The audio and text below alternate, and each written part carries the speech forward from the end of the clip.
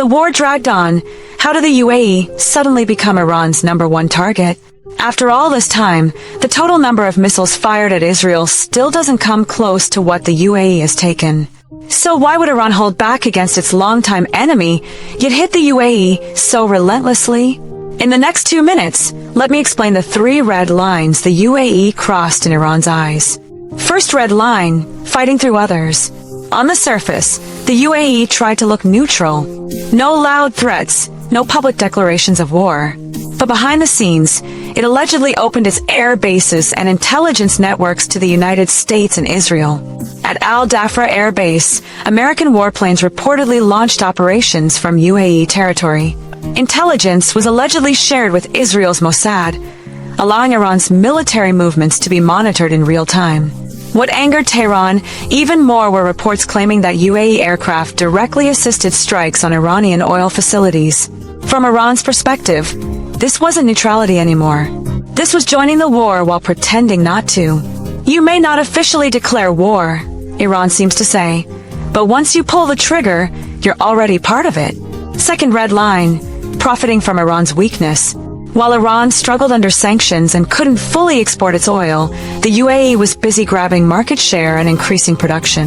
At a time when OPEC members were cutting output to stabilize prices, the UAE appeared determined to maximize its own gains. The UAE also strengthened oil transport routes through the Habshan-Fujairah pipeline, bypassing the Strait of Hormuz entirely. That move weakened one of Iran's biggest strategic pressure points, the ability to threaten the strait. At the same time, as money, businesses, and talented professionals fled Iran because of instability, cities like Dubai and Abu Dhabi welcomed them with open arms. Finance, trade, tourism, investment. The UAE absorbed it all. To Iran, it looked like the UAE was making money off Iran's pain, not only taking advantage of its crisis, but rubbing salt into the wound. Third red line, a geopolitical betrayal. Before tensions exploded, the UAE had reportedly assured Iran that its territory would not be used as a launch pad against Iran.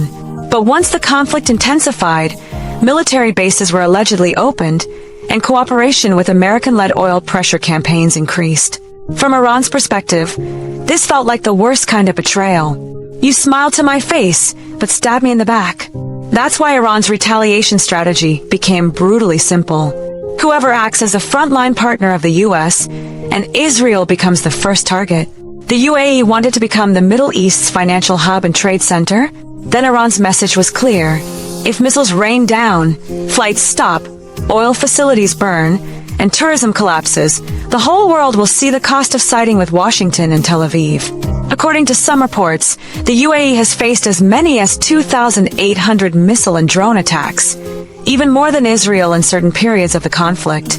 There were days when air defenses reportedly intercepted 12 ballistic missiles, 3 cruise missiles, and 4 drones in a single day. At that point, this was no longer a safe backyard. It had become the front line of the battlefield. And in the end, the UAE didn't become Iran's top target because of bad luck. It became a target because militarily, economically, strategically, and through intelligence cooperation, it positioned itself directly against Iran on nearly every front. And from Tehran's perspective, if not the UAE first, then who?